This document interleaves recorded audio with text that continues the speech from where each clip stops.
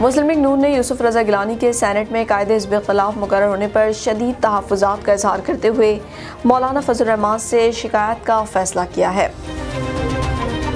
मुस्लिम league नून ने यूसुफ रजा गिलानी के senate में कायदे हिज़्ब इख्तिलाफ मुकर्रर होने पर शदीद तहफ़्फ़ुज़ात का इज़हार करते हुए मौलाना फजल रहमान से शिकायत का फैसला किया है। इन तहफ़्फ़ुज़ात का इज़हार मरीम नवाज शरीफ की ज़ेर सदारत होने वाले मुस्लिम लीग नून के इजलास में किया गया।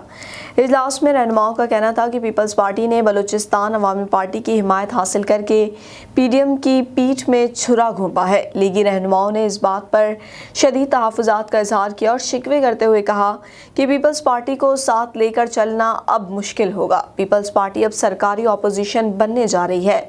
BAP के सेनेटर्स ने पीपल्स पार्टी की हिमायत क्यों की, अब सब चीज़ें सामने आ गई हैं।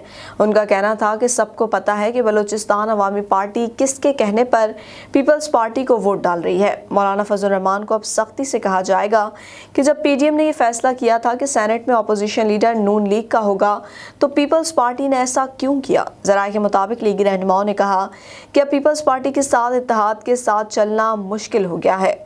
अब आने वाले PDM सरबराही इजलास में सब जमातों के सामने ये मौक़िफ़ रखा जाएगा। जो फैसला PDM करेगी हम उनके साथ हैं, मगर पीपल्स पार्टी ने ये धोखा दिया है।